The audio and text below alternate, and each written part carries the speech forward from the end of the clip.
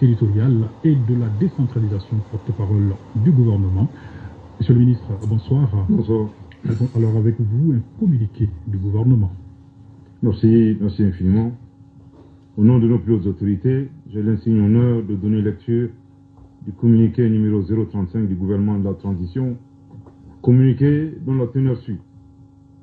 Le gouvernement de la transition a appris avec une profonde indignation des propos tenus par le président de la République française, Emmanuel Macron, lors de sa tournée en Guinée-Bissau le 28 juillet 2022.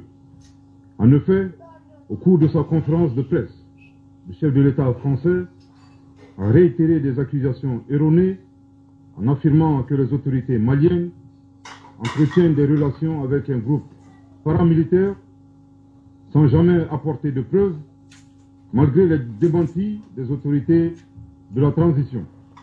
Pire, dans ses propos, il a évoqué l'exercice de la violence par les autorités maliennes, ciblant une ethnie spécifique de notre nation.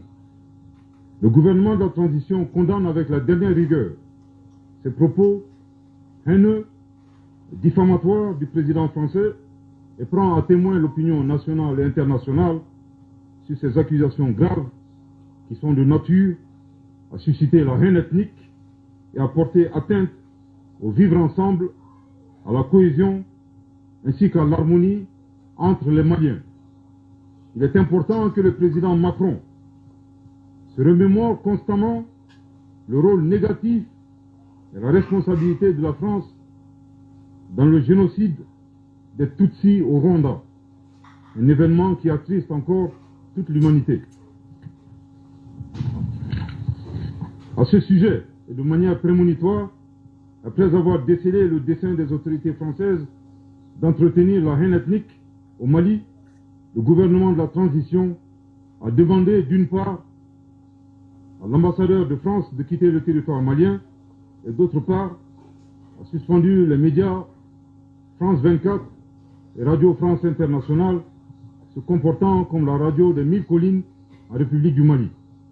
Aussi, ces propos subversifs du président français donnent raison au gouvernement de la transition qui, à juste titre, a mis fin à la coopération en matière de défense avec la France pour ses résultats insatisfaisants dans la lutte contre le terrorisme au Mali. En outre, la France, qui a toujours œuvré à la division et à la partition de notre pays, est mal placée pour donner des leçons au Mali. Le gouvernement de la transition exige du président Macron d'abandonner définitivement sa posture néocoloniale, paternaliste et condescendante pour comprendre que nul ne peut aimer le Mali mieux que les Maliens eux-mêmes. Je répète, le gouvernement de la transition exige du président Macron d'abandonner définitivement sa posture néocoloniale, paternaliste et condescendante pour comprendre que nul ne peut aimer le Mali mieux que les Maliens eux-mêmes. Je répète pour une dernière fois, le gouvernement de la transition exige du président Macron d'abandonner définitivement sa posture néocoloniale, paternaliste et condescendante pour comprendre que nul ne peut aimer le Mali mieux que les Maliens eux-mêmes. Le gouvernement de la transition rappelle que le Mali, foyer des grands empires en Afrique de l'Ouest, berceau d'une civilisation multiséculaire et pays de tolérance, repose sur sa diversité ethno-culturelle, la bonne cohésion sociale entre toutes les ethnies et les communautés qui le composent. Force est de reconnaître que ces dernières années, le tissu social a été dégradé à cause des conflits communautaires qui sont instrumentalisés par des groupes terroristes et leurs sponsors étatiques étrangers.